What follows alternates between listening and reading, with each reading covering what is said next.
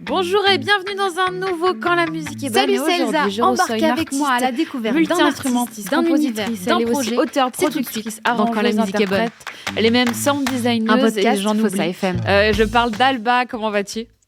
Bonjour, ça va et toi? Bah, ça va, je suis ravie de te recevoir. C'est vrai que pour te présenter, juste dire une artiste, c'est presque pas assez. C'est hyper gentil. T'as dit beaucoup de choses déjà, hein, franchement. C'est parfait, merci beaucoup, c'est hyper flatteur. Bon, en même temps, c'est ce que t'es. Ah, j'essaye. Alors, tu as sorti ton nouvel album qui s'appelle 3. Il est disponible sur toutes les plateformes de streaming et il est même disponible en physique, à la fois en CD et à la fois en vinyle. Comme ça, au moins, il y a le choix au niveau de pouvoir l'écouter, de pouvoir l'avoir aussi chez soi. On va évidemment en parler, mais avant, je voulais savoir, quel est ton premier souvenir lié à la musique dont tu te souviens? Alors, ça va être un peu global parce que moi, à la maison, j'ai eu la chance d'avoir un père musicien. Il est mariachi, il est mexicain, donc il fait du folklore mexicain. Donc, il y avait déjà beaucoup d'instruments chez moi. Alors, j'ai pas véritablement de premiers souvenirs, mais je pense que j'ai grandi toujours avec des instruments autour de moi, de la musique, etc. Alors, certainement folklorique, mais voilà, du folklore mexicain. Mais ouais, donc j'ai pas de souvenirs extrêmement précis, mais après, je sais quand j'ai vraiment commencé et quand j'ai eu envie de faire de la musique. C'est que mon père, il avait des guitares et pas mal d'instruments à la maison. Donc lui, il est totalement autodidacte, comme beaucoup de gens au Mexique qui apprennent comme ça avec les cousins, etc., les parents, les machins. Ça se transmet un peu comme ça, genre à l'oreille. Et je me souviens que quand j'avais, je sais pas, 7, 8 ans, je l'entendais jouer un petit morceau de flamenco qu'il avait un peu réinventé quoi à la guitare classique et ça m'avait j'étais un peu obsédée par le truc et j'avais hyper envie de savoir le reproduire et c'est pour ça que après je lui ai demandé de me montrer et puis je regardais ce qu'il faisait, je reproduisais et j'ai commencé en fait là à faire de la musique à ce moment-là. Voilà, j'ai appris ce morceau-là à l'oreille en le regardant et puis voilà, donc c'est comme ça que j'ai commencé à apprendre et ça, je m'en rappelle très bien parce que je me rappelle un peu l'obsession que j'avais pour ce morceau et à quel point j'avais envie de savoir le jouer moi pour avoir la satisfaction de le reproduire tellement je le trouvais super beau et ouais, assez passionnant, quoi. Et tu dis que tu l'as reproduit à l'oreille. Est-ce que tu as suivi des cours ou alors du coup tu fais toujours tout à l'oreille? Ouais, non, j'ai jamais suivi de cours. On n'avait pas trop les moyens et donc j'ai tout appris à l'oreille et plus tard, il y a quelques années à peine, hein, j'ai j'ai trouvé des petites techniques des petites méthodes en ligne et tout pour faire un peu de solfège, apprendre quelques trucs. Mais en fait, j'ai tout appris, tous mes instruments que je joue et tout à l'oreille, quoi. Véritablement. Après, c'était plutôt pour communiquer avec des musiciens que j'ai essayé d'apprendre aussi le solfège parce que parfois il y a des gens qui sont qui tiennent vraiment à ça, qui sont très à cheval là-dessus. Donc c'est un peu relou quand on nous dévalorise un peu si on connaît pas les trucs, alors que bon, moi je considère que la musique, on peut l'apprendre de plein de façons différentes. Mais bon, donc j'ai aussi appris un petit peu, mais en vrai de vrai, ça passe vraiment par l'instinct et l'oreille, tout ce que je fais, quoi. Enfin, en fait, tout le temps. On a parlé de ton papa, donc, qui est Mm. du coup, parce que toi, tu es franco-mexicaine, donc C'est ça. c'est ta partie mexicaine. Et puis, il y a ta maman aussi Ouais. qui est professeure de philo. Ouais. Est-ce qu'on peut dire que c'est aussi un peu grâce à elle, ou en tout cas, elle a réussi à t'inculquer peut-être une ouverture d'esprit à travers l'écriture? Ouais, complètement. Ma mère, c'est donc bon là, elle est à la retraite maintenant, mais elle était prof de philo toute sa vie. Et, euh, et en fait, c'est quelqu'un de très ouvert, très humble, très voilà, qui juge pas parce qu'elle est tout le temps constamment en train comme un peu en philo on fait, hein, d'analyser les différentes façons de penser et de les imaginer, de les mettre en pratique, etc. Donc c'est quelqu'un qui est pas du tout dans le jugement, qui au contraire considère il y a plein de façons de faire les choses. Donc elle a vraiment une super ouverture d'esprit. Et puis au-delà de ça, elle était elle a traversé les années 70, etc. En France, donc aussi une culture très folk, elle, en musique, donc très folk, très Bob Dylan, John Baez, etc. Donc c'était aussi, ça m'a aussi apporté une autre J'ai aussi connu autre chose de la musique, pas que de la musique folklorique. J'ai aussi connu ça. Et à côté, j'avais aussi mon frère qui écoutait des trucs, il a 10 ans de plus que moi, donc il écoutait des trucs genre Blur, des trucs beaucoup plus, les Beatles même, des trucs plus modernes, on va dire, par rapport à, enfin, entre parenthèses, les Beatles, c'était pas forcément super moderne dans les années 90, mais bon, en tout cas, ça m'a appris à écouter et à comprendre différents types de musique et avoir un panel assez large, en fait, de ce qui pouvait se faire. Assez tôt, en fait, j'ai eu plein d'univers différents, quoi. C'est vrai que quand on t'écoute, quand tu présentes en tout cas ce que tes parents t'ont apporté, autant l'un que l'autre, Ouais. au niveau de la musique, hein, j'entends, c'est vrai qu'on a un peu l'impression que finalement ton univers, c'est un composé des deux, avec aussi forcément une part de toi. Ouais, je pense que oui. Après, je pense que ça m'a beaucoup. Déjà de base, la double culture, j'en suis hyper fière, hyper reconnaissante parce que bon, maintenant, on est extrêmement nombreux dans le monde et en France et c'est super à avoir des doubles cultures. Donc moi, je trouve ça génial parce que ça apporte vraiment bah, un regard. On est en remise en question permanente parce que on a même dans la vie de tous les jours, on a des réactions très différentes entre quelqu'un qui a grandi en France et quelqu'un qui a grandi au Mexique. Moi, je voyais sur un même problème des réactions très différentes. Donc en fait, j'ai pu avoir un peu ce double langage toute ma vie. Et je pense que ouais, je suis persuadée moi que ça a beaucoup joué sur tout ce que je suis et la façon dont je perçois la musique et même en fait tout simplement la vie en général, je pense, parce que ça m'a permis d'être ouverte et de prendre un peu tout ce qu'il y avait à prendre dans les différentes cultures pour construire ma propre identité visuelle, sonore, etc. Je pense. Hein. Moi, de toute façon, je suis persuadée qu'on part jamais de zéro et que de toute façon, même si ça reste inconscient, il y a toujours des choses qui viennent faire leur petit chemin dans notre esprit et ça travaille dans l'ombre et puis au final, ça nous définit, quoi. Oui, bah, de toute façon, il y a l'inné, il y a l'acquis, et forcément. Exactement, c'est clair. Toi, t'as grandi en France ou t'as aussi une part de ta vie où t'as grandi au Mexique? Non, j'ai grandi en France. En fait, mes parents, ils étaient au Mexique au départ. Ma mère est partie vivre au Mexique. Ils ont eu mon frère là-bas. Il est né à Mexico. Et ensuite, la conjoncture économique et pas que économique au Mexique à cette période était vraiment compliquée.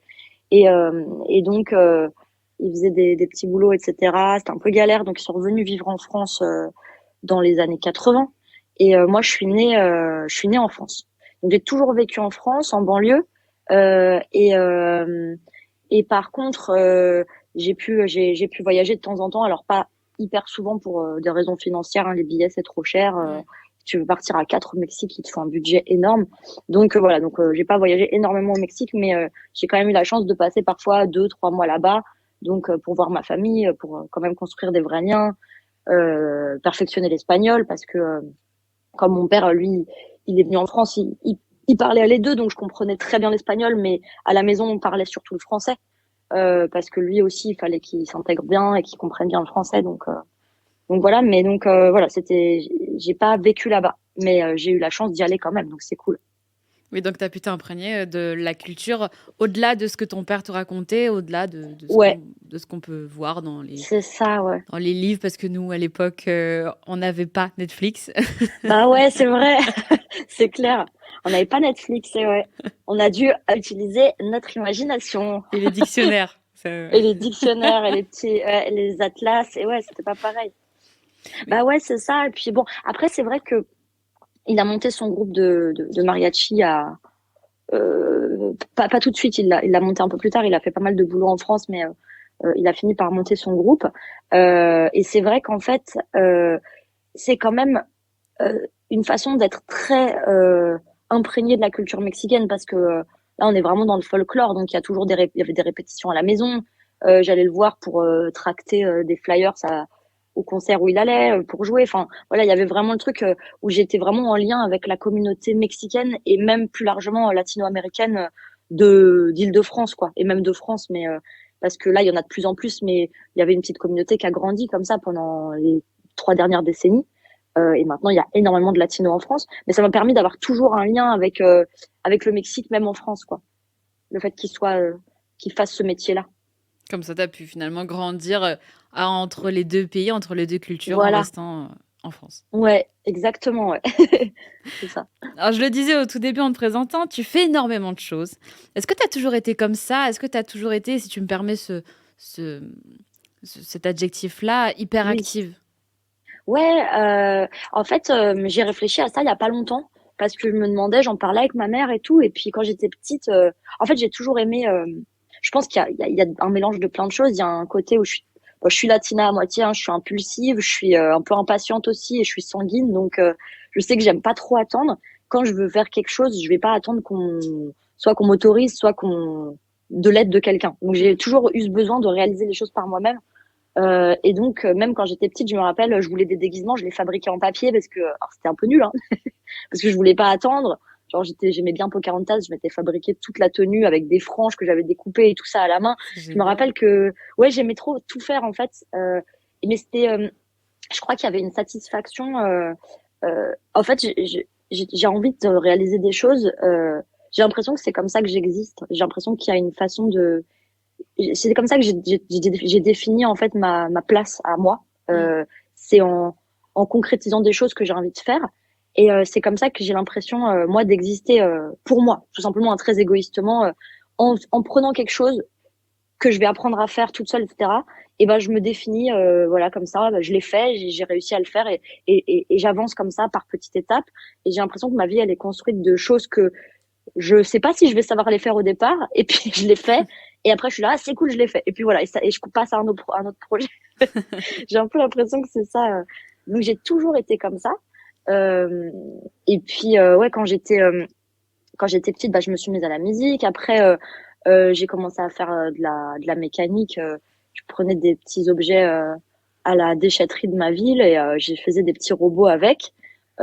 Après, comme ça m'a amené à présenter le concours des Beaux-Arts. Donc, j'ai été prise à la Villa Arson, qui sont les Beaux-Arts de Nice. Mm. C'est des Beaux-Arts nationaux. Donc, j'ai fait. Ah oui, tu dois connaître puisque c'est pas loin de. Enfin, c'est pas loin, c'est dans le sud, quoi. Oui, oui, c'est pas loin, je connais, ouais. Ouais. Ouais. Et donc, voilà, j'ai fait ça pendant un an. Mais entre-temps, je faisais. Je montais une boîte. Donc, après, je suis partie. J'ai fait autre chose. J'ai fait de la peinture. J'ai toujours fait des choses. Pas forcément toujours manuelles parce que j'ai besoin d'un équilibre entre ce qui est manuel et un peu plus psychique, quoi, le travail d'écriture ou de recherche, etc. J'ai l'impression que la musique, c'est un truc qui allie les deux totalement Mm. parce que comme je compose et que j'écris, il y a vraiment les deux.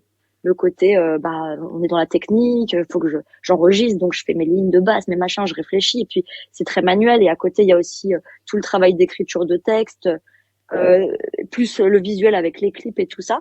Donc je pense que j'ai toujours été amenée à me pousser vers l'apprentissage de nouveaux trucs pour savoir les réaliser, pas avoir à attendre après les gens. Et aussi, c'est guidé aussi par bah, parfois des manques financiers. Donc, c'est un peu, allez, on se démerde, il faut faire les choses par soi-même. Ça fait des économies.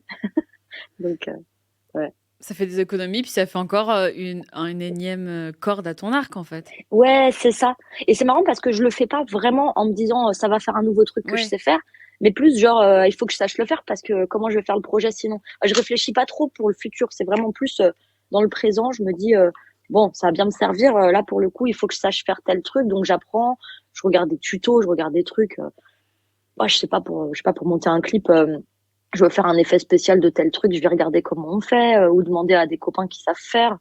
Donc comme ça ils m'apprennent. Ouais, c'est un peu. Ouais, c'est ça.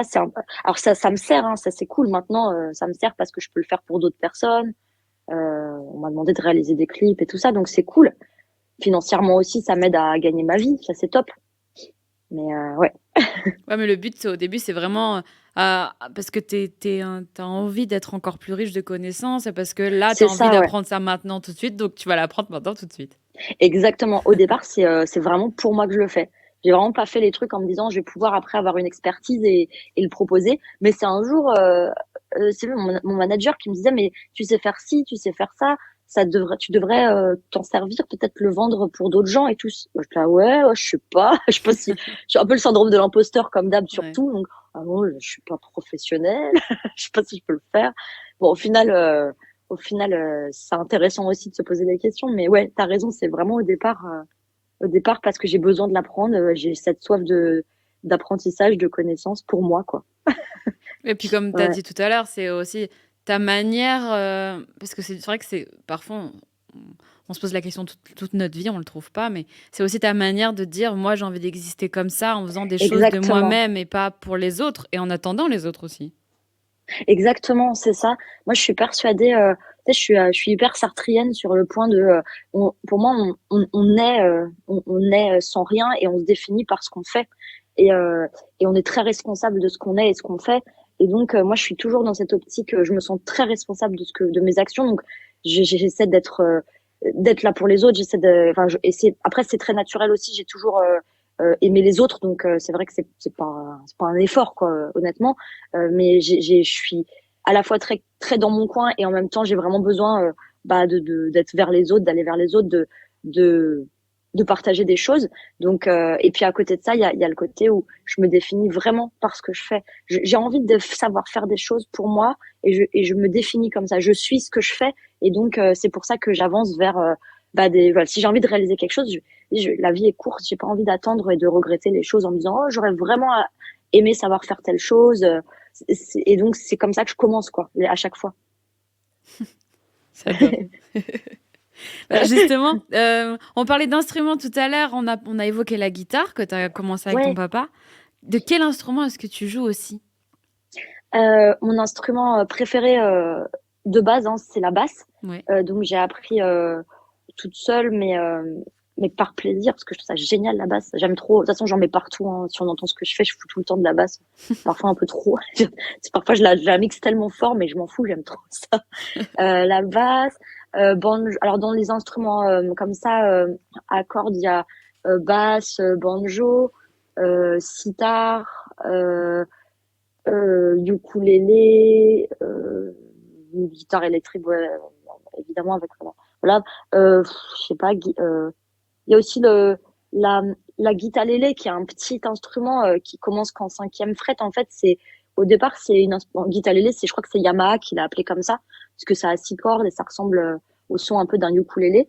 Mais en fait, c'est un instrument, c'est juste un requinto. Un requinto, c'est un instrument d'Amérique du Sud et et donc voilà, ils ont un peu déposé la marque et tout ça, mais c'est la même chose.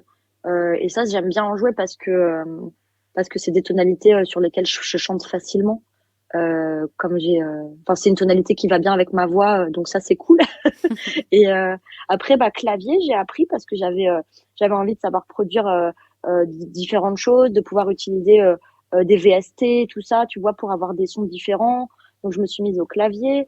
Harmonica, j'en ai joué très tôt parce que j'étais trop fan de Dylan et Neil Young et j'avais hyper envie de savoir jouer de l'harmonica, donc j'avais un porte-harmonica pour jouer avec la guitare. C'était saoulant, mais je saoulais tout le monde. En plus, vraiment, je sentais que c'était un calvaire pour les gens, mais moi, je trouvais ça cool, donc voilà. Après, voilà, je pense que c'est tout, hein. C'est tout. Ouais. Ah si, et batterie aussi. Je me suis acheté une batterie électronique il y a quelques temps pour savoir faire des trucs. Voilà. Mais je travaille pas toujours.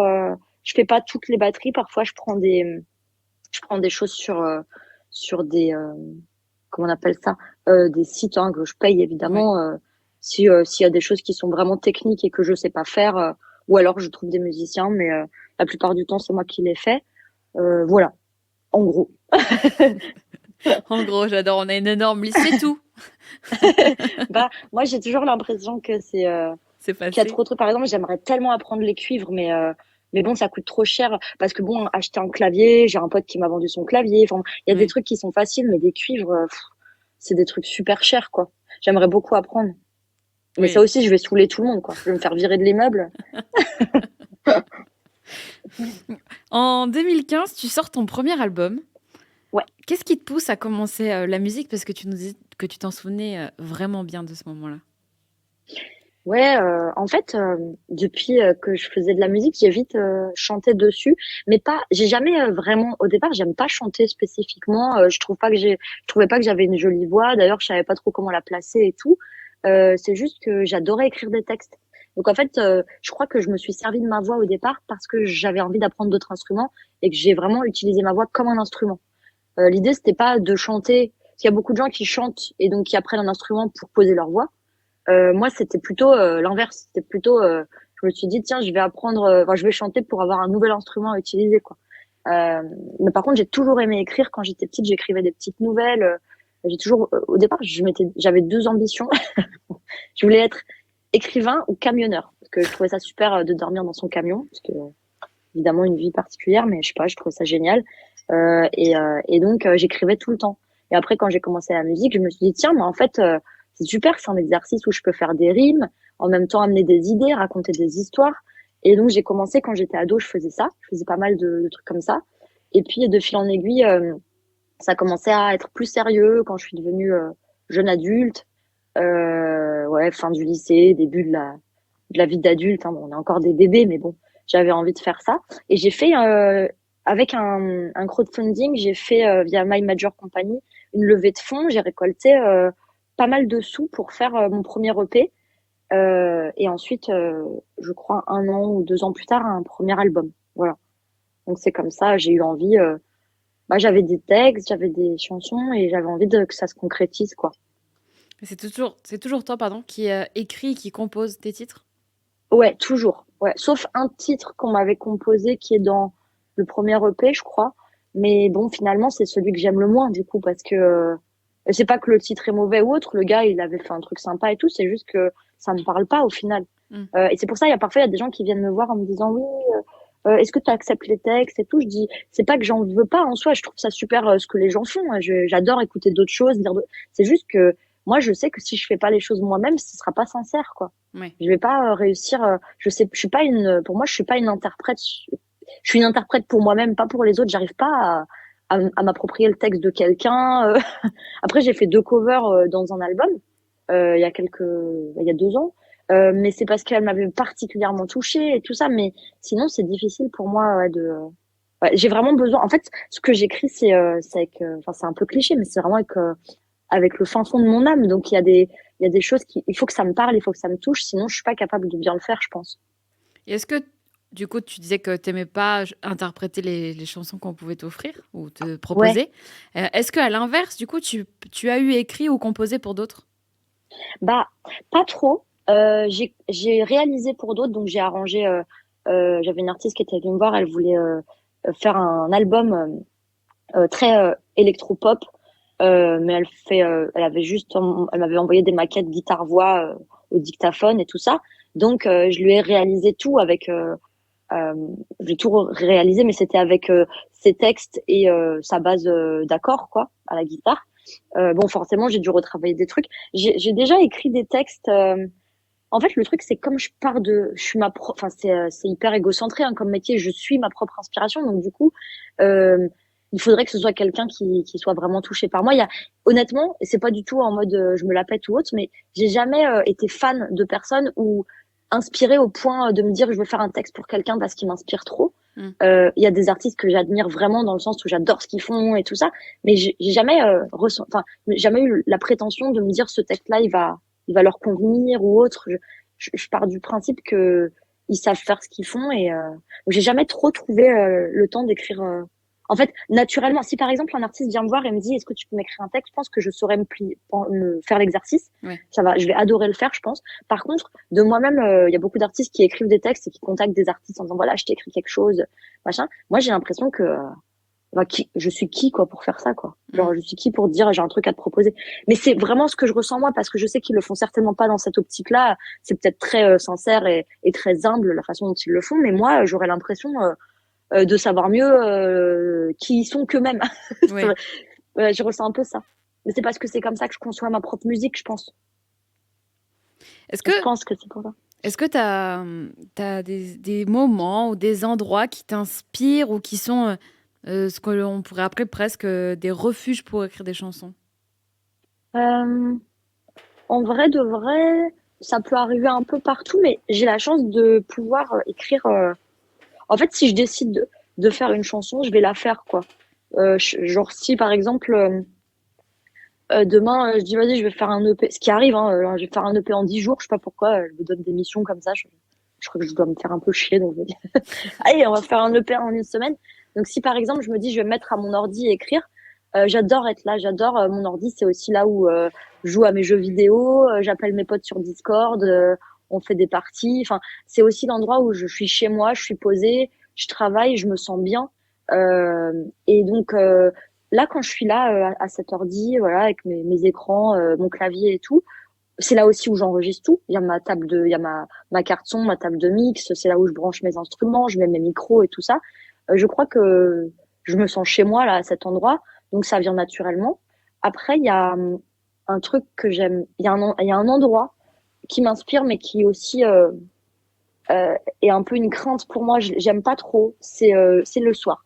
Le soir dans mon lit, quand je cogite trop, bah j'ai plein d'idées. Elles sont parfois super noires comme super lumineuses, mais je sais jamais ce qui va tomber. Et c'est pour ça que j'aime pas trop, parce que parfois je vais être très triste. Donc le soir comme ça, tout devient, tout prend des proportions. Tu sais, t'as l'impression de percevoir des ombres. C'est un truc Mm. hyper angoissant. Donc quand c'est ça, bah j'aime pas trop l'avoir à le gérer. Voilà. C'est pour ça que souvent vais me coucher que quand je suis épuisée. Comme ça, je sais que je vais dormir. Mais les fois où je suis au dodo, tu sais, et qu'il y a des trucs qui arrivent, et ben c'est des moments où parfois j'ai des idées. Donc soit je me relève et je vais bosser un peu, soit j'essaie de faire un petit dictaphone pour dire voilà, voilà mes idées, etc. Mais ouais, en général, ces moments-là sont très inspirants, très très inspirants. Et tu vois, quand je suis dehors, je sais pas, je vais à la mer, je regarde la vue, c'est pas ce qui m'inspire le plus. En Mm. général, si je regarde la mer, je regarde la mer, quoi. Je regarde les mouettes, j'adore les oiseaux, donc je regarde les mouettes, je regarde ce qu'elles font, elles me font rire, elles marchent bizarrement. Mais tu vois, je vais pas être inspirée. Je crois, en général, il me faut l'inspiration, elle vient dans ma tête, mais pas forcément besoin d'un décor ou. Ouais. Ouais. En tout cas, de l'inspiration, t'en as eu parce que bah, il y a eu beaucoup de choses entre 2015 et 2024. Il y a eu Oui, plusieurs EP, il y a eu plusieurs albums. J'imagine aussi que tu t'as vu une évolution dans ton approche de la musique. ouais, complètement. Déjà, j'apprends tout le temps des trucs techniquement. Hein. Comme je fais les choses, déjà techniquement, je vois une évolution. Hein. C'est vraiment, je sais qu'il y a plein de choses que je sais pas faire, mais par contre, je vois qu'il y a plein de choses que je sais faire maintenant que je savais pas faire avant. Je vois vraiment à quel point ça m'a permis d'apprendre des trucs en fait. Mais à chaque fois que je fais un nouveau titre, j'apprends des nouvelles techniques parce que parfois je dis ah tiens, je vais aller chercher tel truc sur internet pour regarder. Je regarde un tuto, ensuite j'essaie de faire. Et pour par exemple, c'est con, mais tu sais un effet de voix, Mm. comment réussir à avoir ce truc-là. Donc je vais chercher des VST et des trucs. Et puis aussi sur l'évolution, la cohérence.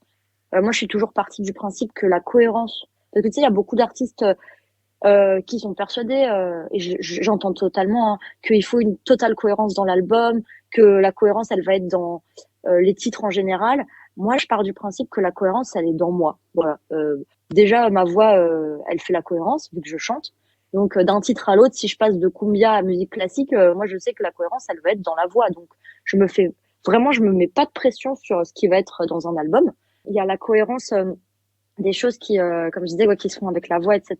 Et puis souvent, quand je compose des trucs, ça va être dans un flux. Donc, par exemple, je sais pas, il y a un EP que j'ai fait là l'été dernier, donc il a presque un an. Il était en juillet 2023. Il s'appelle Le Bon Sens. J'étais dans une phase où j'avais envie de composer au clavier, j'avais envie d'un son un peu électronique, fin 70, début 80, un truc un peu comme ça. Donc le P, il a énormément de synthé. Pour une fois, j'ai posé la guitare et j'ai vraiment utilisé le synthé. C'est la première fois que je fais autant de synthé dans un truc. Et donc c'est pour ça qu'il est cohérent aussi. C'est parce que je l'ai composé en, je sais pas, en quelques semaines, quoi, en 2 semaines, 3 semaines max. Donc tous les jours, je finissais un morceau. Les idées que j'avais pour l'autre que j'ai pas utilisées, je les utilisais pour le prochain. Tu vois, il a été composé vraiment avec il est lui-même une entité à lui-même, quoi. C'est pas juste une superposition de titres, c'est un EP. Mm. Et il existe comme ça, tu vois. Et donc ça, je pense que par rapport à ce que je faisais au tout début, bah, c'est aussi une différence. C'est que j'ai aussi compris, pris confiance, entre guillemets, en me disant, on s'en fout, il y a rien de grave. Les choses sont pas graves. C'est de la musique, on fait ce qu'on veut. Il y a rien de grave de base. Si je veux écrire, par exemple, un EP, voilà, voilà, je vais pas me stresser. Alors qu'avant, peut-être, je mettais plus de stress dans comment j'allais écrire les titres. Est-ce que on peut mettre un titre qui parle de ci après un titre qui parle de ça? Tu vois, il y avait un côté. Est-ce qu'il faut qu'on retrouve la même guitare? Tu vois, je pense qu'il y avait un peu des préoccupations que j'ai plus du tout. Et ça m'allège et ça rend les choses encore plus naturelles. Et moi, je préfère créer comme ça, quoi.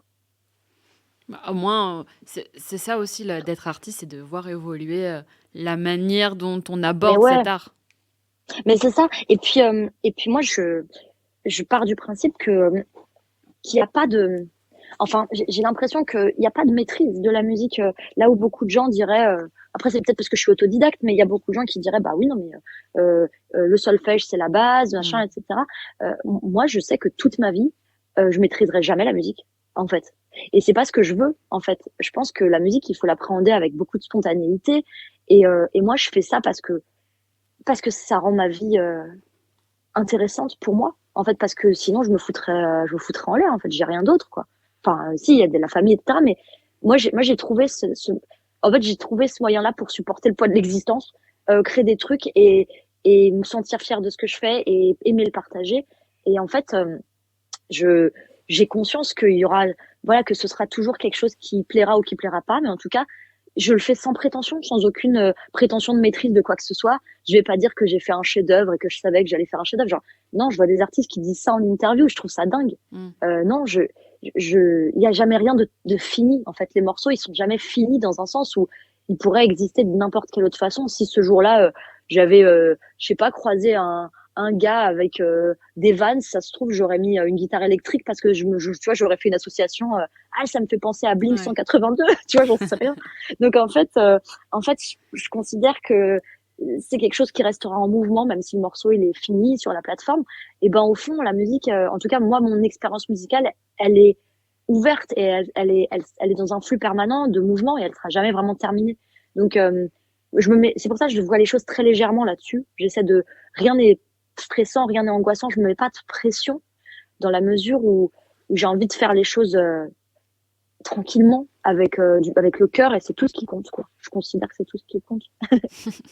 Alors, je le disais, tu as sorti ton nouvel album qui porte le chiffre 3. C'est Oui, un album qu'on a découvert avec le titre Tout Noubé, qui oui, ouvre l'album. Bah, tu sais quoi, je te propose qu'on l'écoute, et comme ça on peut en parler après. avec plaisir.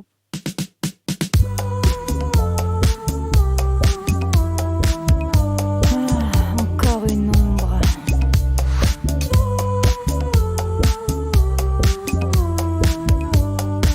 Faut pas que je tombe. Je vois à travers mes yeux sombres que ce nuage me fait encore de l'ombre. Regard en l'air et ça me plombe, ce vieux présage qui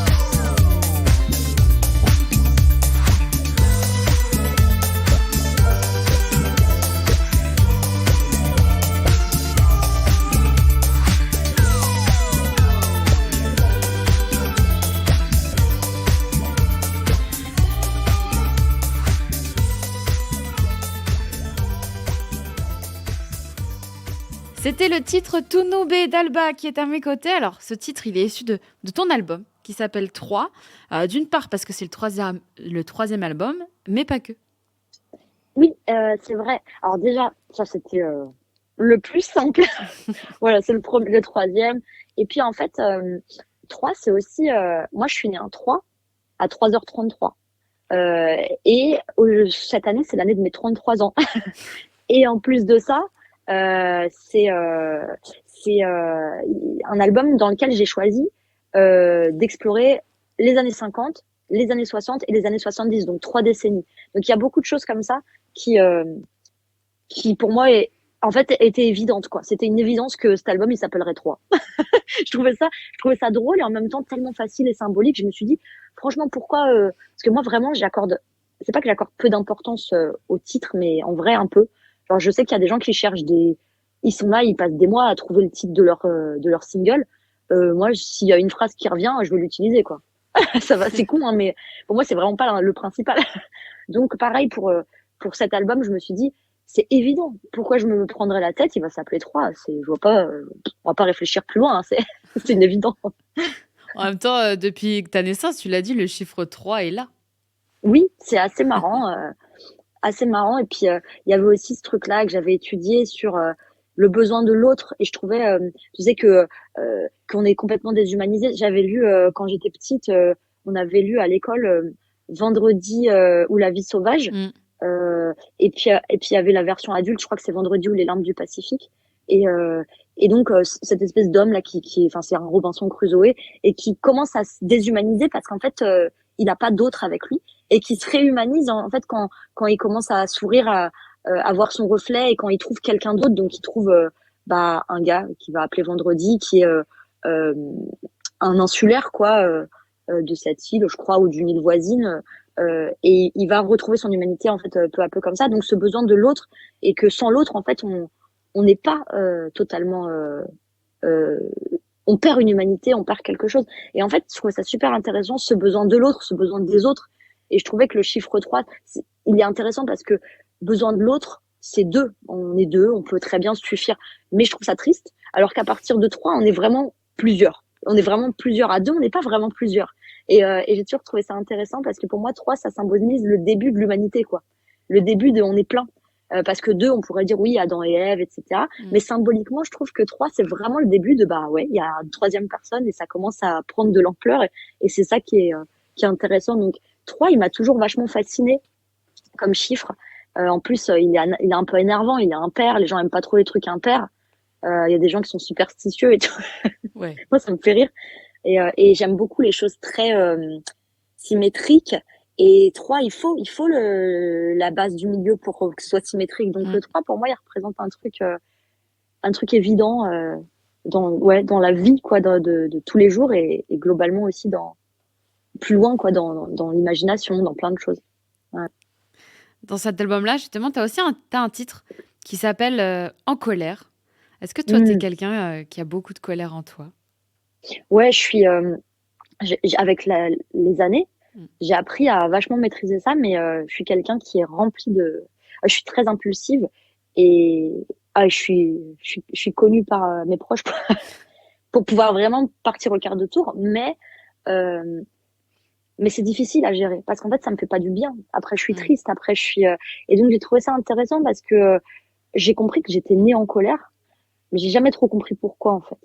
Et donc je me suis dit c'est marrant, je vais faire un titre là-dessus parce que c'est la blague qui revient, même mes proches, mes potes, elle va devenir toute rouge, elle va s'énerver et tout, il faut pas énerver Alba. Bon, et je me suis dit parce qu'à côté je suis très voilà, c'est rare, hein, en même temps, je m'énerve pas tout le temps du tout, mais si vraiment on m'énerve, j'ai du mal à m'arrêter, quoi. Je passe un stade et je suis vraiment vraiment fâchée. Et je l'étais beaucoup plus avant quand j'étais petite.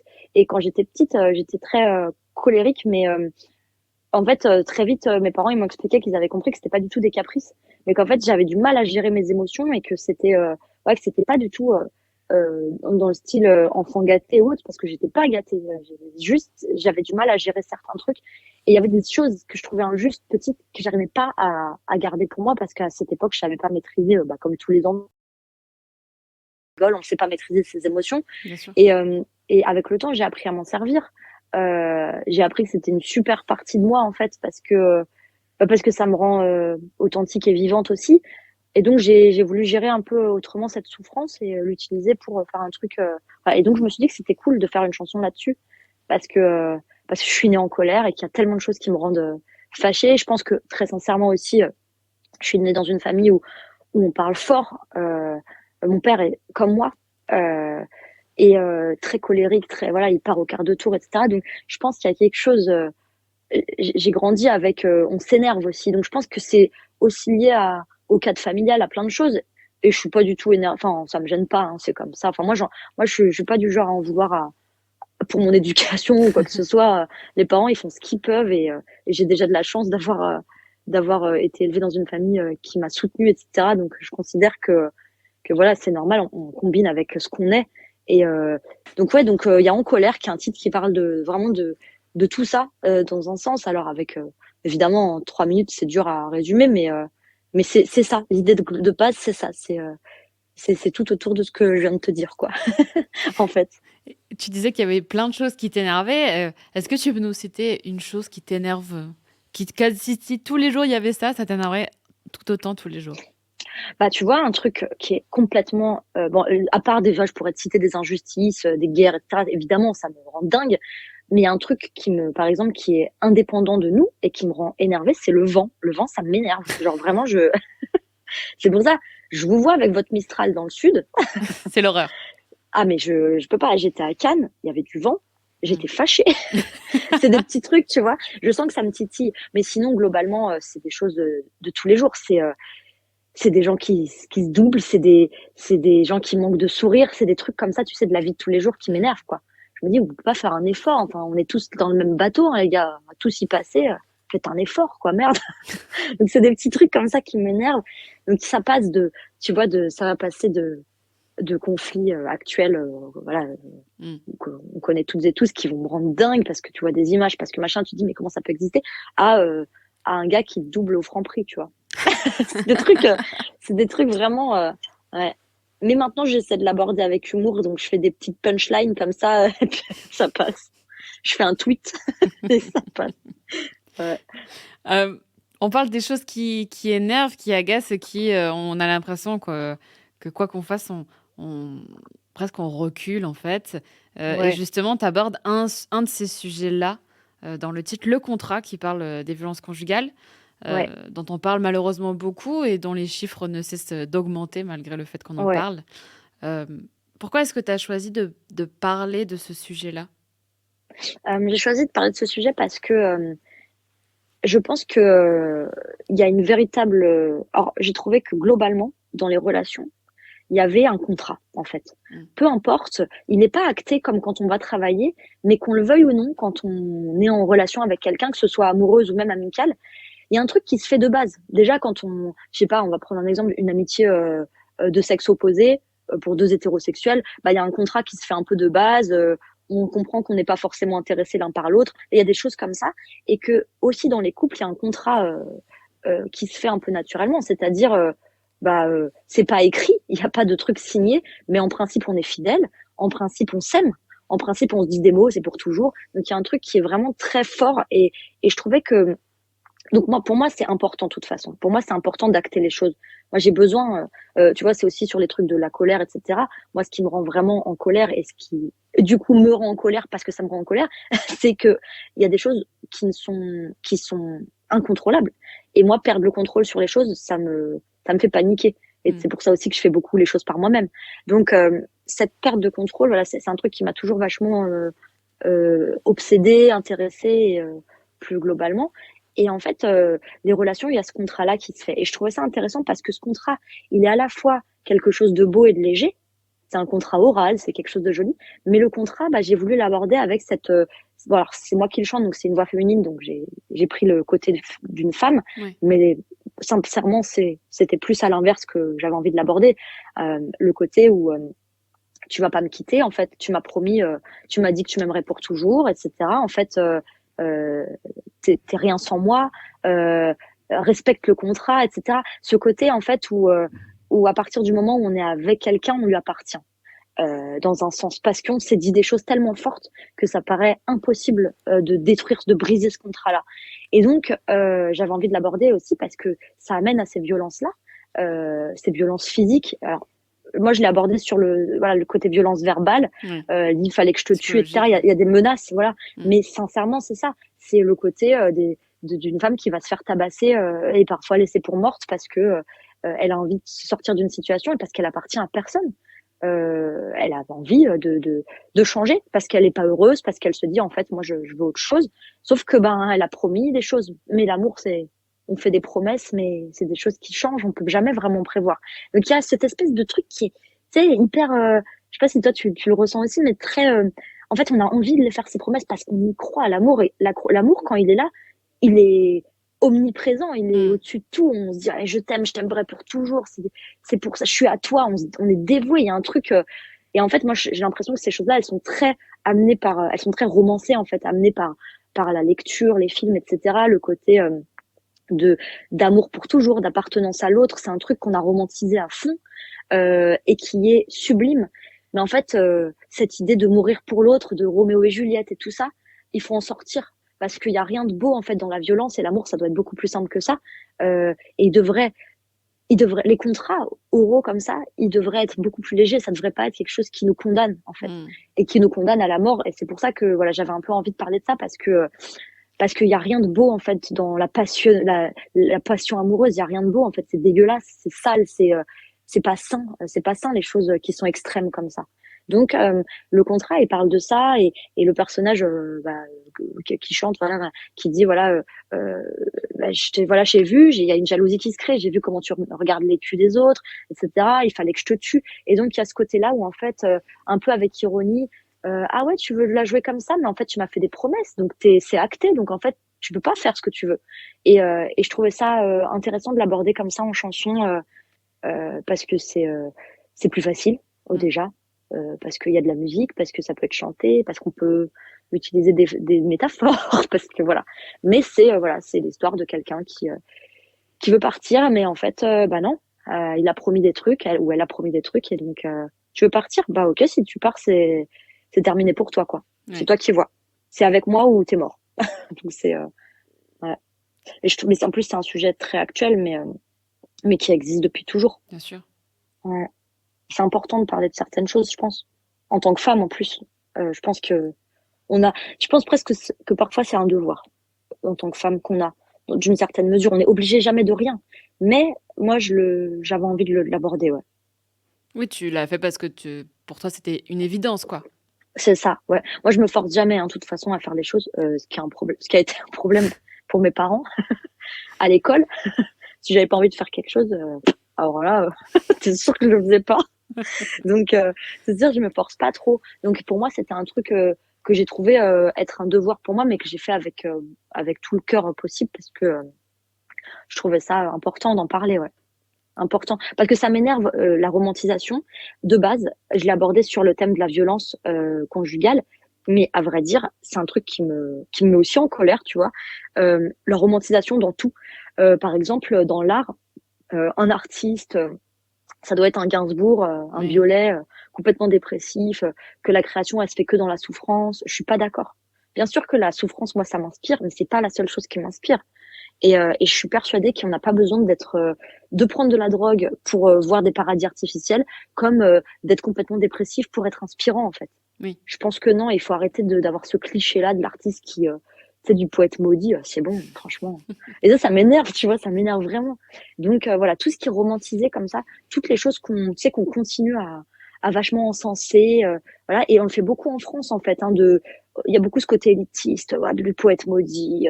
Du Verlaine, du Rimbaud, du machin, des gens qui crèvent par amour ou des gens qui crèvent tout court parce qu'ils sont trop intelligents. Mm. Ça me saoule. Ça me saoule trop. Faut arrêter, quoi. Mais bon, on peut être heureux et avoir des choses à dire aussi, je pense. Heureusement. Et heureusement, ouais. Et moi, je suis malheureuse parfois. Je suis heureuse et malheureuse à la fois. Mais je m'inspire des deux. Bon. Voilà. Un tout autre registre, bien plus léger, tu as aussi dédié une chanson à ton père dans cet album. Cette Ah chanson oui, s'appelle Hugo. oui, c'est ça. Hugo, et c'est son prénom, hein, j'ai encore une fois pas cherché bien loin. Bah, c'est Alors bien. honnêtement, je me suis dit, il va m'engueuler et tout parce qu'il déteste être cité et tout ça.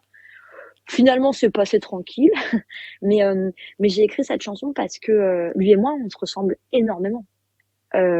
Au-delà du fait que j'ai pris sa peau basanée, ses yeux noirs, des traits physiques du Mexique. Euh, Quand je parlais de la colère, on se ressemble énormément. Et moi, j'ai appris énormément grâce à lui, en fait, aussi sur la gestion de ma colère. Il y a des choses. En fait, quand j'étais plus jeune, on se clashait tout le temps, tout le temps, tout le temps, parce qu'on est pareil. Mm. Et, euh, et j'ai appris à l'apprivoiser, et lui aussi à m'apprivoiser moi. Mais je pense que ce qui nous a le plus gêné, et ce que j'ai compris récemment, en fait, c'est que si on se clashait autant, c'est parce qu'on est à l'identique. On ressent fort les choses, on n'a pas envie de lâcher l'affaire, on est persuadé qu'il faut être juste. Lui, c'est la personne la plus juste que je connaisse et la plus altruiste. Tu vois, quand j'étais jeune, qu'il y avait des soirées et tout, il ramenait tous mes potes bourrés chez eux, un par un. Genre, il attendait qu'ils rentrent chez eux. Quand il y a un voisin qui l'appelle pour un truc, il est dans les 2 minutes pour aider. Il aide à déménager tout le monde. C'est quelqu'un qui est il a jamais fait un truc malhonnête de sa vie. Genre, je l'ai déjà vu aller se battre pour défendre un épicier qui se faisait attaquer par deux, trois jeunes qui voulaient lui piquer sa caisse. Mon père, il est rentré dans le truc, il les a défoncés. Donc, j'ai vu, c'est quelqu'un qui est hyper honnête, hyper humble, hyper spontané. Et, euh, et, et c'est quelqu'un qui m'a beaucoup inspiré, mais aussi beaucoup énervé. Et j'ai compris pourquoi. C'est parce que tout ce qu'il faisait qui m'énervait, en fait, ça me ramenait à ce que je suis moi. Ouais. Et c'est pour ça, j'ai trouvé ça fantastique parce que je l'ai compris il y a pas si longtemps que ça. Honnêtement, je l'ai compris il y a très peu de temps. Et je me suis dit, je vais faire une chanson là-dessus parce que, et je le dis dans la chanson, je dis, on est les mêmes tous les deux, en fait. T'es juste un tout petit peu mieux, mais on est les mêmes tous les deux. Pour pas dire beaucoup mieux que moi. Mais en tout cas, j'avais envie de lui écrire cette chanson parce que c'est quelqu'un qui est très mystérieux. Parfois, tu lui poses une question sur sa vie parce qu'il a grandi au Mexique dans des conditions pas faciles et il va pas te répondre. Il y a trop de trucs que je sais pas. Et genre, je sais pas si je le saurai un jour. Juste, il va faire et il s'en va. Et en plus, mon père, il est sourd d'une oreille. Il a une oreille, il est totalement sourd de l'oreille droite. Ouais. Donc c'est un gros, il entend, à mon avis, il entend mieux que ce qu'il dit. Mm. Je pense que c'est un gros prétexte pour esquiver des questions et il se tire, quoi. Et, et donc, j'ai appris à vivre avec ça. J'ai appris que les choses étaient, avec lui, j'ai appris que les choses étaient comme ça, entre guillemets. Je sais pas trop comment le formuler, mais les choses sont comme elles sont et il faut apprendre à, je saurais pas tout le temps. Je dois maîtriser ma colère. Il y a des choses que j'ai apprises avec lui et j'avais envie de lui écrire cette chanson-là. En tout cas, je sais pas vraiment si je l'ai écrite pour lui, mais je l'ai Pour toi. écrite, ouais, plus pour moi, on va dire. Ouais. Ouais. Tu parlais de points communs justement tout à l'heure, de liant, de choses qui lient un album, un EP, ton projet. Et Oui. cet album-là, dis-moi si je me trompe, mais j'ai l'impression que leur point commun, au-delà de ta voix, ton écriture et ta composition, c'est Ouais. qu'il y a de la sitar. Ouais, il y a plein de sitars, ouais. Il y a plein de sitars. En fait, moi, je suis super fan des années 70, 60-70, bon. Et, euh, et c'est un instrument que je trouve incroyable. Et il y a quelque temps, j'ai acheté un sitar électronique. Ouais, Ouais. c'est ça. Et donc, pour enregistrer, c'est top parce que tu le branches, voilà, donc c'est facile, entre guillemets, plus facile que. Parce que j'ai aussi un sitar indien. C'est énorme. Honnêtement, honnêtement, c'est pas le meilleur move que j'ai fait. Tu vois, c'est un achat qui est quand même extrêmement contraignant. Tu vois, le truc il est énorme. Je sais pas où le foutre. Donc je le déplace tout le temps d'un endroit à l'autre parce que il prend tout le temps de la place. Mais bon, au moins il est là. Euh, et euh, et donc j'ai eu envie de mettre un peu de sitar partout parce que je sais pas, j'adore ça. Mais t'as raison. Et tu vois, quand je te disais les flux, j'étais dans un flux là où je sais pas, je voulais mettre du sitar partout. Donc c'est un peu la blague.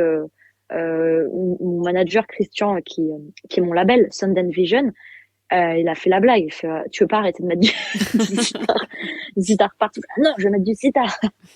Et parfois, il me faisait la blague, ouais, j'ai revendu ton sitar sur Internet. Genre, comme ça, tu t'en feras plus jamais. Mais donc voilà, donc ouais, t'as raison, il y a ça.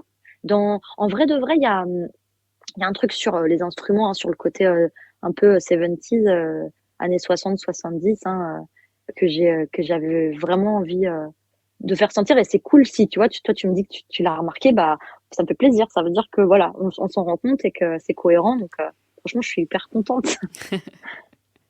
Bon, on a parlé de quelques titres de ton album, mais évidemment, on peut pas parler de ton album sans parler du visuel. Et là encore, c'était toi qui étais aux Ah, commandes. ouais, le visuel. Bah, pareil, le visuel, moi, même tu sais, dans les fringues et tout, j'adore fouiller, faire des fripes, des trucs, trouver des trucs des années 60, 70. J'ai plein de petites pièces un peu sympas que j'ai payé 5 balles. Alors, parfois, elles ont des trous de mythe, tu vois, c'est pas Ouais. top, top, mais, mais j'adore, Photoshopper tu mon vois. ami. Ouais, exactement. Hop, ni vu ni connu. Le trou n'a jamais existé. Donc, en vrai, j'ai toujours aimé ça. Et je me suis dit, il faut que je trouve un moyen. Parce que moi, j'ai fait parfois, tu vois, des portraits pour des pochettes, mais c'est pas ce qui me rend le plus à l'aise. Mm. Et honnêtement, quand t'es une fille, que tu fais de la musique, même pas une fille, enfin, quand t'es un artiste ou une artiste et que tu fais de la musique, quand tu chantes, je veux dire, quand t'as une identité sonore comme ça, Ouais. parce que parfois l'instrumental, bon, ça nécessite pas forcément, tu peux faire une peinture, un truc machin, mais je trouve que quand tu chantes toi, les gens, ils ont envie de voir ta tête parce que les gens, ils sont curieux aussi. Mais j'avais pas forcément envie de me mettre une photo, donc j'ai trouvé cette façon. Donc à partir d'une photo, j'ai réussi à redessiner le truc, etc. pour me mettre quand même un peu de profil. Mais voilà, et j'ai décidé d'intégrer différents trucs. Donc il y a ce papier peint entre la fin 60, 70 que voilà qui est derrière. On a le 3 hyper 70s en mode vraiment voilà que j'ai intégré qui est presque un peu un dessin. Ouais. C'est une typo que j'avais trouvée. Et puis des petits motifs voilà différents. J'avais envie de trucs chargés, de superposition de motifs et de couleurs. Et puis moi j'adore les trucs très colorés, donc c'était une façon que j'ai trouvé de de de me mettre quand même dessus sans voilà, en faire trop des caisses et sans être mal à l'aise de mettre ma tronche quoi. En gros, pour faire court. Mais très inspiré des années 60 et 70. À fond les ballons quoi. Mais je reviens à ce que tu disais, que tous les artistes, c'est vrai qu'il y en a qui sont très à l'aise et tu le sens, ou alors en tout cas, on a Ouais, l'impression qu'ils le sont et oui, en l'impression qu'ils te regardent quand tu es dans le magasin. Et puis, tu en as, par oui. exemple, je sais pas si tu as fait attention, mais par exemple, Cœur de pirate, elle est tout le temps de profil. Ah ouais, j'ai pas fait gaffe. Mais oui, c'est vrai, t'as raison. Ouais, ouais. Oui, il y a des artistes comme ça qui se Ouais. mettent souvent de profil. Mais je pense qu'effectivement, on n'est pas tous très à l'aise. Tu vois, moi aussi, pareil, tu vois, sur mes réseaux et tout, la plupart du temps, ben, j'ai fait une fois un photoshoot avec un photographe, mais sinon, mais sinon, c'est toujours moi qui le fais chez moi ou à l'extérieur, mais avec Christian, hein, mon manager, qui est mon binôme en vrai sur tous les projets. Et après, j'ai un contrôle total de mon image. Je retouche et je poste que ce que je veux. Et pareil pour le photoshoot, le photographe, j'avais dit, ça, je vais retoucher les trucs, je vais les prendre moi et voilà. Et il était d'accord, etc. J'ai prévenu. Mais, euh, mais tu vois, il y a un côté où je suis à l'aise parce que j'ai le contrôle là-dessus. Oui. Mais les 2 fois où c'est d'autres personnes qui ont réalisé mes clips, donc c'est moi qui avais tout préparé, le synopsis, les accessoires, les lieux, etc. Mais comme ils avaient fait le montage, j'ai dû lâcher prise parce que c'était dur. Tu vois, j'étais là, ah putain, ça c'est ma tronche, merde, j'aurais pas choisi ça.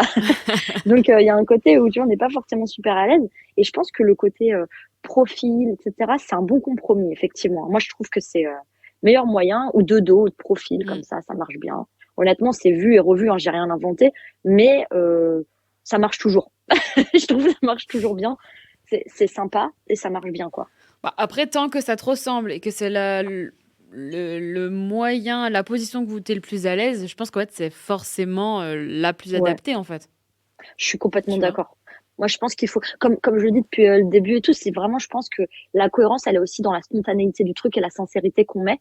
Bah, en fait, c'est logique. Plus c'est spontané, plus c'est sincère. Plus c'est sincère, plus c'est cohérent. Moi, c'est Mm. comme ça que je le vois. Donc je suis d'accord avec toi. Je pense que tant que c'est fait avec, voilà, sincèrement et que ça nous ressemble, si on est de dos, c'est très bien. Bah oui. Ouais. Et tu réalises aussi tes clips. Oui, Qu'est-ce que tu ne ouais. fais pas? Et ben plein de trucs en vrai, hein. La cuisine, je rigole. Non, ça je suis nulle, mais là, bah tu vois, j'ai appris en bossant en binôme avec Christian, j'ai appris à lâcher prise parce que C'est lui qui gère tous les trucs de pub, de com. J'ai une attachée de presse, Flavie, qui est super aussi. Donc elle gère aussi voilà, toutes ces parties-là. J'ai appris à leur faire totalement confiance. J'ai une confiance aveugle en eux. Mm. Et le reste, rouler jeunesse. Tu vois, j'ai une petite équipe. Pour mes concerts, je me suis entourée de Karim Atouman, qui est un super artiste, un guitariste il fait les tournées de Charlie Couture et tout ça. C'est un musicien incroyable qui est aussi qui produit, qui arrange, avec qui j'ai bossé sur mon album Les mots et mon EP Vous connaissez mon chien. Mhm. Et maintenant, il fait partie aussi de ma team. Je vais rebosser avec lui certainement pour ça, c'est sûr et certain. On se le dit sur de nouveaux projets. Mais au-delà de ça, en concert, il vient et il fait mon son. C'est mon ingé son sur le concert. Alors, je l'aurais dû à ça sur le concert, mais c'est un artiste incroyable. Mais donc, tu vois, j'ai cette petite équipe. Ils sont pas beaucoup. Il y a Christian qui est mon manager, mon label, Flavie qui est mon attachée de presse, Karim. Eux, honnêtement, ils me disent fais ci, fais ça, je le fais. J'ai appris à lâcher prise sur des trucs. Donc, il y a plein de trucs comme ça que maintenant j'apprends à laisser aux autres parce que j'ai confiance en eux entièrement. Je sais qu'ils vont gérer. Et je sais qu'ils m'aiment aussi. Ça, c'est important. Je sais qu'ils m'aiment pour ce que je suis et qu'ils ont confiance et qui croient en moi quand la plupart du temps, 99%, moi j'y crois pas du tout parce que je sais qu'il faut avoir un sacré ego aussi pour faire ce qu'on fait, mais c'est pas vraiment avoir un ego. Je pense qu'il faut être égocentré pour faire de la musique et de l'art parce que on s'inspire de soi, mais ça veut pas dire être égocentrique en fait. Oui. Ça veut pas dire s'aimer, etc. Moi, je pense que je m'inspire de ce que je suis, mais j'ai du mal avec ce que je suis aussi. Donc c'est voilà, j'ai pas vraiment confiance en moi. Donc c'est des contradictions et des choses qui sont, il faut jongler avec et faire confiance aux autres, etc. Voilà. Mais donc voilà, il y a plein de choses que je fais pas, mais que j'apprends. Voilà. Mais en tout cas, les clips, je les réalise au maximum. Voilà, les 2 fois où j'ai pas réalisé les clips, c'était pour un clip qui s'appelle Pas compliqué et un autre c'était Nouveau problème. Ils sont super, les images sont magnifiques parce que c'est des pros qui ont réalisé. Moi, je tourne au iPhone, etc. Donc ça là, c'était des pros.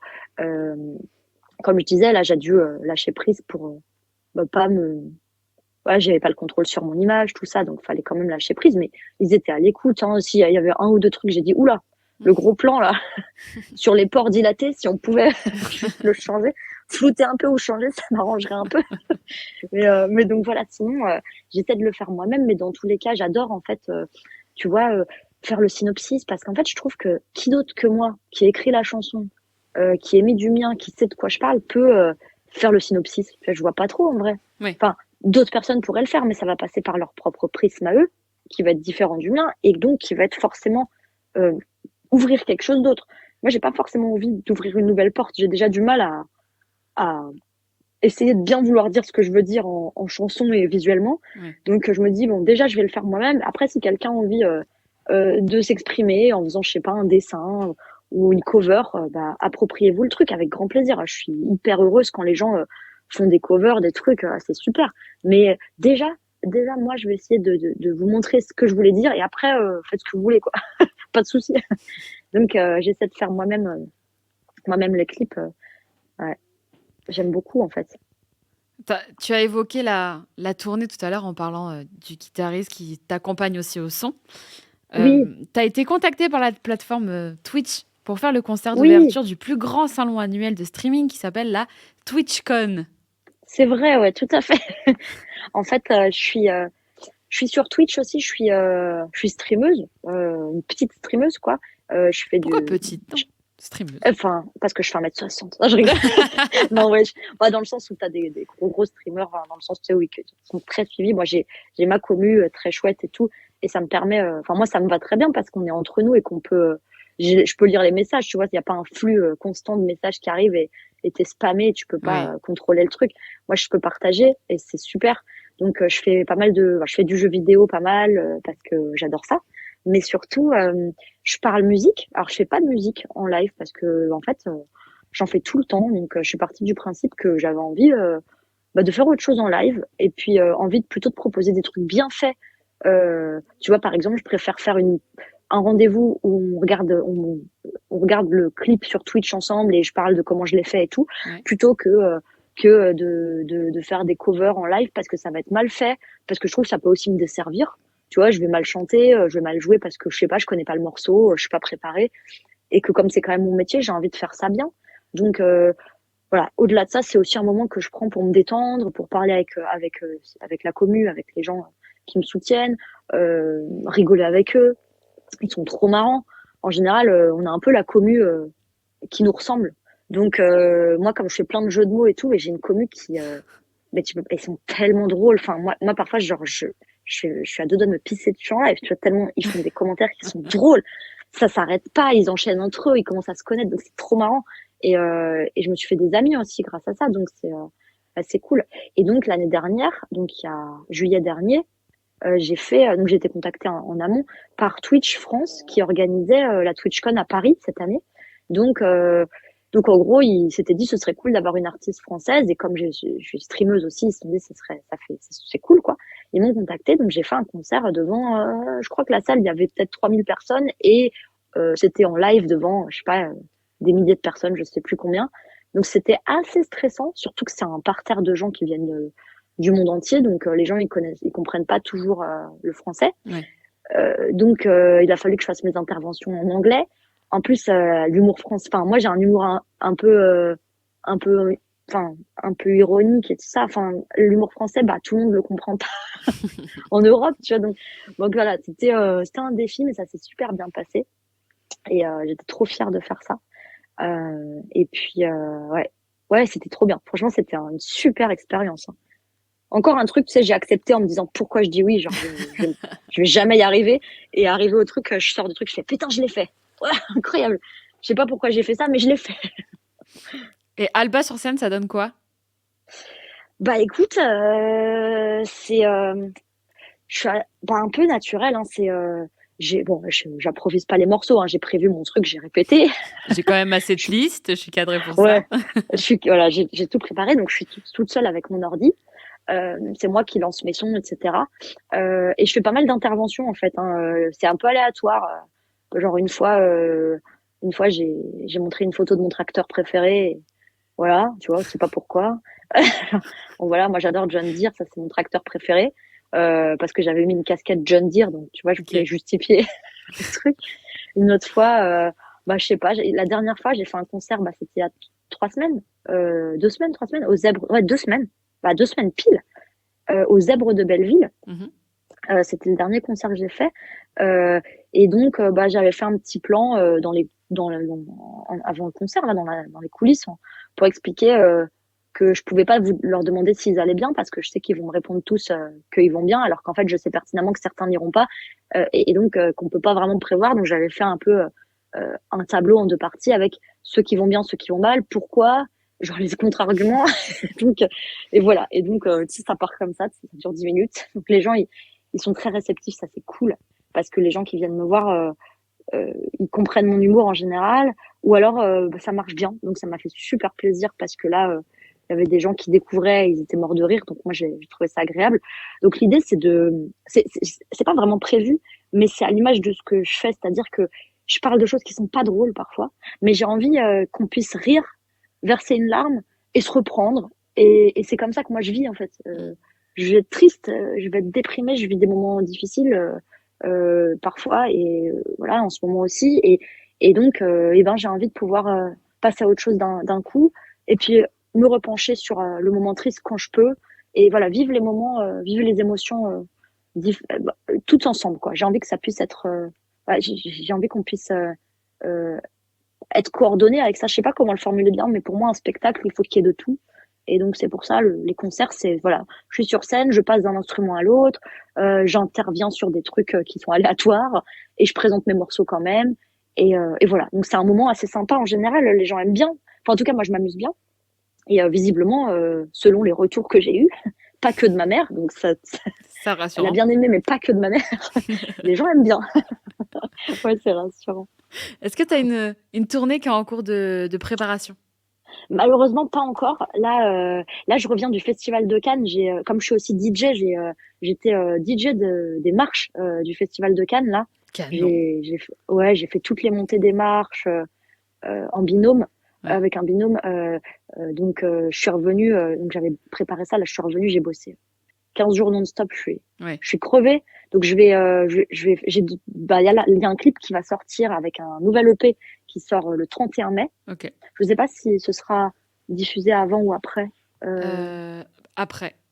Après. Donc je peux dire, il y a un nouvel EP qui est sorti le 31 mai. Ouais. Et donc un clip que j'ai fait pour l'occasion avec un titre inédit qui s'appelle Me décevoir. Et donc voilà, donc à partir de ça, j'ai de quoi tourner. En fait, on a fait pas mal de dates à Paris parce que je suis du coin, mais avec le label, on cherche à préparer une tournée là pour la rentrée, pour après l'été, pour pouvoir aller dans d'autres villes parce que moi j'en ai un peu marre d'être à Paris tout le temps. Et puis voilà, il y a d'autres gens ailleurs, enfin c'est normal quoi. J'ai envie de venir vous voir à Marseille, Bah j'ai envie oui. de venir. Plus je suis jamais venue à Marseille, donc j'ai envie de visiter. Voilà, donc en gros voilà, il faut organiser ça. Mais on le fait nous-mêmes, hein, on fait beaucoup de choses nous-mêmes. J'ai pas de tourneur à l'heure actuelle, donc ça va être à nous d'organiser ça. Mais c'est vraiment la prio en ce moment. C'est vraiment sur quoi on a envie de bosser parce que c'est important. Bon, de Ouais. toute façon, on pourra suivre toute ton actualité, mais notamment Mais aussi oui, les dates qui vont sortir sur tes réseaux sociaux. mais oui, carrément. Sur Internet, vous pouvez me trouver sur partout Mm. avec Bonjour Alba. Voilà, comme ça, tout le monde me salue, assez naturellement. Tout le monde reste poli et ça ne me met pas en colère, tu vois. Ouais. On a parlé du coup de ton parcours en regardant un petit peu en arrière. Et justement, si tu pouvais regarder encore en arrière et parler peut-être à la Alba qui débute la musique, qui commence à refaire ce fameux morceau de guitare sur sa guitare, qu'est-ce que Ouais, tu lui dirais? en vrai de vrai, j'ai été souvent très nostalgique, tu sais, dans ma vie, tu sais, à revenir sur le passé, à être triste. Et depuis quelques années, j'ai décidé de plus trop regarder en arrière Mm. parce que j'ai beaucoup eu de regrets. Et en fait, je me suis dit, mais non, mais arrête. Si t'es là maintenant, c'est parce que tous les choix que t'as fait, cette espèce d'effet papillon, ils t'ont amené là. Donc, regrette rien de ce que t'as fait. Alors, évidemment, on regrette toujours des choses. Mais c'est pour ça, le seul truc, c'est que j'aurais aimé avoir plus confiance en moi à des moments. Parce que je me suis souvent dévalorisée et je continue à le faire. Mais je pense que j'aurais aimé dire, si je pouvais, j'aurais juste aimé. J'ai pas envie de gâcher le parcours de la petite Alba parce qu'elle fera ses erreurs et c'est bien. Et elle souffrira et c'est super parce que ça lui inspirera des choses. Mm. C'est bien de souffrir, c'est vraiment important. Honnêtement, la souffrance, c'est constructeur, ça nous définit autant. Alors, si on pouvait éviter certains trucs, mais il y a des choses qu'on peut pas éviter. On peut pas éviter d'avoir le cœur brisé, on peut Non. pas éviter de perdre des gens, on peut pas éviter d'avoir des accidents, on peut pas éviter certaines choses. Donc il faut juste vivre. Et ce que j'aimerais lui dire à la petite Alba, c'est aie confiance, quoi. Aie confiance, avance et aie confiance. Parce que c'est des choses qui m'ont souvent rendue très malheureuse, de douter tellement, je me remets tout le temps en question. Mais malheureusement, j'ai l'impression que je commence à accepter que ce sera toujours comme ça, que je suis comme ça et que j'aurai des moments où je me dirai, putain, mais qu'est-ce que je fous là? C'est nul. Ce que je fais, je suis nulle. Je sers à rien. Et je sais que ça arrivera et qu'il faut juste que j'apprenne à vivre et à passer ça, quoi. Et à me dire, t'as pas confiance aujourd'hui, demain ça ira un peu mieux, quoi. Ouais. Ouais. Merci beaucoup, Alba, d'avoir été avec moi. Ah, merci à toi, avec grand plaisir. C'était un plaisir, vraiment. Alors, je le rappelle, ton album 3, il est disponible partout. Il y a 16 titres que je vous invite Oui. à découvrir. Vous pouvez même l'acheter le CD ou le vinyle. Il y a même le nouvel EP qui est disponible. Oui. Je te propose de choisir un titre que tu as envie de partager pour clôturer cette émission, un titre de l'album 3 que je te laisse choisir et introduire. Alors, je pense que je vais choisir le titre Secret pour clôturer, parce que c'est un titre qui mélange différents styles et qui parle de choses dont on a parlé pas mal là aujourd'hui, donc des doutes, des angoisses, mais des choses aussi qui nous définissent, et du demain est un autre jour, et du fait que la vie c'est un flux continu de choses positives ou de choses négatives, et Secret il parle de tout ça. Et il est en 2 parties. Et donc, voilà, c'est un titre de l'album 3. Et j'espère qu'il vous plaira. Et voilà, on écoute le titre Secret. Merci beaucoup, Alba. Merci à toi. Bon alors, ok, c'est pas vraiment ce que tu croyais. J'en ai jamais parlé avant, même si je sais que tout le monde le sait. Je vais te dire un secret. Alors approche un peu. Je vais te dire un truc parce que je sais que t'es curieux. Un truc bien lourd, un truc bien grave.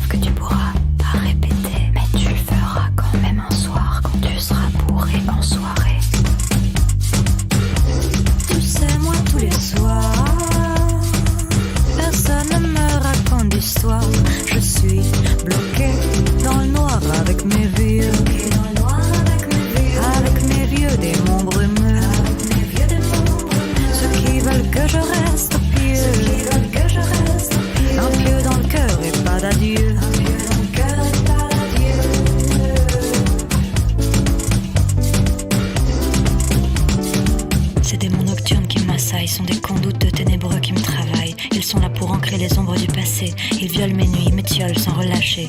Ils sont le temps, celui passé, celui qui vient. Ce qui n'est plus revient toujours même à la fin. Ce qui n'est pas devient un monstre kafkaïen. Dans tous les cas, sans ces cons-là, le temps n'est rien.